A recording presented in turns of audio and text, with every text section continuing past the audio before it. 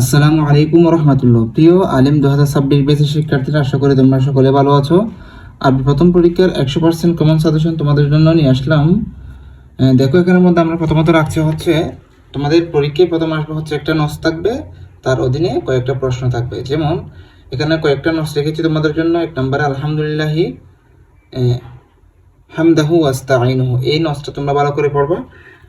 পর্যায়ক্রমে এই আরসালাহু বিল হুদা ও ইন তাকওয়াল্লাহা বাআসাল্লাহু তাআলা, এই নসগুলো তোমরা ভালো করে পড়বা। কেমন?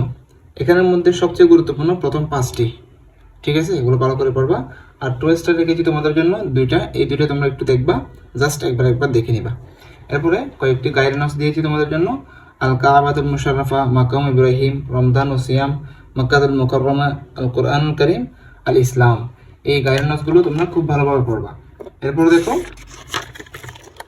এরপরে আমাদের মেইনলি যেই পড়াগুলো, যেই প্রশ্নগুলো তুমি লিখতে পারলে তোমার হচ্ছে কি মার্কস পাবা তুমি, সেই প্রশ্নগুলো। কেমন? আর আচ্ছা, আরেকটা কথা বলে রাখি, তোমাদের নস থেকে যে কয়টি বিষয় থাকবে সেই বিষয়গুলো একটু তোমাকে বলি আমি। তোমাদের নস থেকে যে বিষয়গুলো থাকবে, দেখো প্রথমত হচ্ছে তোমার নস যেটি দিবে সেখান থেকে তোমার 4টি প্রশ্ন দিবে। একটার প্রশ্নের মার্কস হচ্ছে 2 করে। কেমন? 4টির জন্য তুমি 8 নাম্বার পাবা। এরপরে নস রিলেটেড কয়েকটি প্রশ্ন থাকবে, অর্থাৎ 5 ধরনের প্রশ্ন থাকবে। সেখানে তোমাকে একটা প্রশ্নের জন্য 4 করে দেওয়া হবে, 3টি প্রশ্ন লিখতে হবে। সেখানে তোমার হচ্ছে 12 নম্বর পাবা তুমি।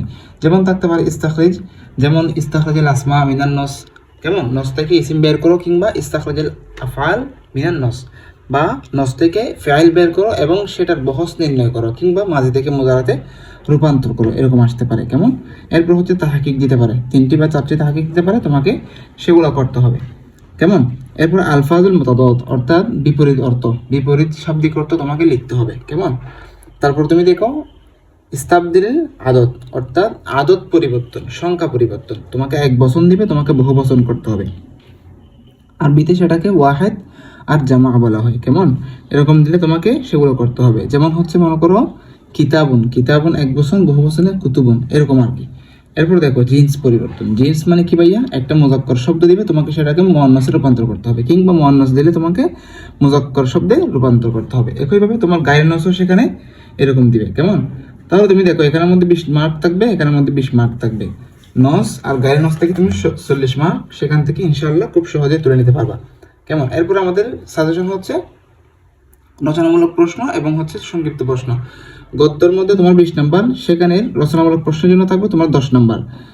আমি এখানে তোমাদের জন্য খুবই গুরুত্বপূর্ণ 2টি প্রশ্ন রেখেছি।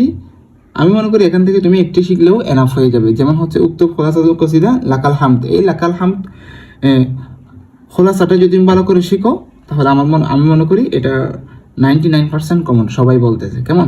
এটা তুমি ভালো করে শিখে নেবে। প্লাস তুমি যদি ঝুঁকি নিতে না চাও, তুমি এটাও সহ শিখবে।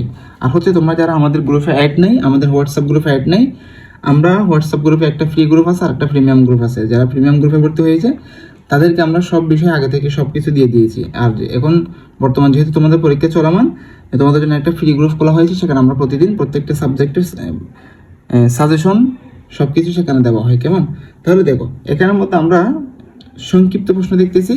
আচ্ছা, এখানে বড় প্রশ্নের মধ্যে 2টা থেকে একটা লিখতে হবে, 10 মার্ক এখানে। এরপর হচ্ছে সংক্ষিপ্ত প্রশ্ন। কেমন? এখানে কিন্তু এগুলো আমি উত্তর সহ দিয়ে দিয়েছি। সংক্ষিপ্ত প্রশ্নের মধ্যে তোমার 3টা দেওয়া থাকবে, তোমাকে যে কোনো একটা আনসার করতে হবে। তাহলে এখানে আমি তোমার জন্য 3টি প্রশ্ন রেখেছি। লিমাযা নাহমাদুল্লাহি সুবহানাহু ওয়া তাআলা কুল্লা হিন, মাল মুরাদু বিন নামুস, এই 2টা প্রশ্ন শিখলে আমি মনে করি খুবই মানে উপকারী হবে তুমি, নতবা তোমার এই 3টে থেকে যে কোনো 2টি শিখলেই হয়ে যাবে। কেমন? এরপর দেখো, যেহেতু তোমাকে একটাই লিখতে হবে। এরপর দেখো, এরপর হচ্ছে আমাদের ব্যাখ্যা। ব্যাখ্যা 5 নাম্বার দিবে তোমাকে, কিন্তু এটার একটা প্যারা আছে, যারা প্যারা নিতে চাও না তোমরা এটা স্কিপ করতে পারো, যেহেতু 5 নাম্বার বেশি এমন একটা গুরুত্বপূর্ণ না। কেমন? আর যারা A+ পাওয়ার জন্য চাও, কোনো কিছু স্কিপ করতে চাচ্ছ না, তোমরা চাইলে এই ব্যাখ্যাটা সহ ভালো করে পড়ে নিতে পারো। এটার মধ্যে খুবই ইম্পর্টেন্ট হচ্ছে প্রথমটি। কেমন? ভালো করে দেখে নেবে এটা। এরপরে যদি তুমি আর একটা শিখতে চাও, 2 নম্বরটি শিখবো আল্লাহর বাড়ি, এই 2টা শিখলে এনাফ হয়ে যাবে। এরপরে তোমাদের জন্য আমি সাজেশন লিখেছি হেওয়ার। হেওয়ার মানে হচ্ছে কথোপকথন। ওই যে তুমি ইংরেজিতে বলো হ্যালো হাউ আর ইউ, এগুলো আর কি। আরবিতে সেম আসসালামু আলাইকুম কাইফা হালুকা বলে শুরু করবা, সুন্দর করে একটা হেওয়ার লিখে দিবা। এটা আসতে পারে তোমার আল হেওয়ারু বাইনা তালিবাতাইন, 2জন ছাত্রীর মাঝে, ফিল হারামিল মাদ্রাসা, মাদ্রাসার সম্পর্কে আর কি। এরপর হচ্ছে কোরআনুল কারিম, মানে দুইজন ছাত্রের মাঝে কোরআন কারিম নিয়ে কথোপকথন, এটাও খুবই ইম্পর্টেন্ট। প্রথম দুইটাই খুবই ইম্পর্টেন্ট। আর প্লাস এক্সট্রা তুমি শিখতে পারো আল হেবারু ফিস সাফারত, এটা শিখতে পারো, কেমন? যে কোনো একটা সফর নিয়ে একটা কথোপকথন দিলে হয়েছে। আচ্ছা দেখো, এরপর দেখো হচ্ছে অনুচ্ছেদ। অনুচ্ছেদের তোমার মার্কস হচ্ছে 5 নম্বর মনে হয়, 5 নম্বর নাকি 10 নম্বর, আমি শিওর না, তোমরা দেখে নেবে একটু। মসজিদে কুবা, এখানের মধ্যে মসজিদে কুবা খুবই ইম্পর্টেন্ট, কারণ 2024 সালের পরীক্ষায় মসজিদে কুবা এসেছে। মসজিদে কুবা সম্পর্কিত দুটি প্রশ্ন আসতে পারে, মানে দুইটা হেওয়ার এই অনুচ্ছেদ আসতে পারে, হেওয়ার না অনুচ্ছেদ, ফেকরা বলে এটাকে। এটা আসতে পারে হচ্ছে মসজিদে কুবা। একইভাবে আরেকটা আসতে পারে খুতবাতুর রাসূল বিকুবা, মানে খুতবাতুর রাসূল আউয়ালুল জুমআতি বিকুবা, যেটা হচ্ছে রাসূল পাক সাল্লাল্লাহু আলাইহি ওয়াসাল্লাম ওই মসজিদে কুবার মধ্যে প্রথম জুমার নামাজ আদায় করে সেখানে খুতবা দিয়েছিলেন, কেমন? নামাজের আগে যে খুতবাটা দেয় সেটাই আর কি। তাহলে মসজিদে কুবা যে প্রশ্ন খুতবাতুর রাসূল, সেই প্রশ্ন প্রায় তোমার 80% মিল থাকবে। যে কোনো একটি শিখলে আমি মনে করি তুমি যে কোনো একটা আনসার করতে পারবে। এটা এখানে দুইটা কিন্তু দেখো, তাহলে তুমি একটা শিখলে দুইটা আনসার করতে পারবে। এরপর আরেকটা হচ্ছে তাকওয়াল্লাহি তাআলা, এটাও খুব ইম্পর্টেন্ট। তুমি যদি এই 3টা বা 2টা ভালো করে দেখে নাও, আমি মনে করি এখান থেকে ইনশাআল্লাহ তাআলা কমন থাকবে। এরপরে সাহিত্যের প্রশ্ন, অনেকেই হচ্ছে সাহিত্যের প্রশ্নগুলো শিখতে চাও না। তা আমি বলি তুমি সাহিত্যের প্রশ্নগুলো যদি চাও খুব সহজে শিখতে পারো, কারণ বইয়ে যতগুলো দিয়েছে তুমি অতগুলো শিখতে হবে না তোমার, তুমি চাইলে এগুলোকে কাটচাট করে শিখতে পারো। তো যারা হচ্ছে আমাদের সাথে অ্যাড আছে হোয়াটসঅ্যাপে, আমি তাদেরকে দিয়ে দিছি। মা হুয়াল আদবুল আরবি, এই প্রশ্নটা খুবই ইম্পর্টেন্ট, এটা ছোটও আছে, কেমন?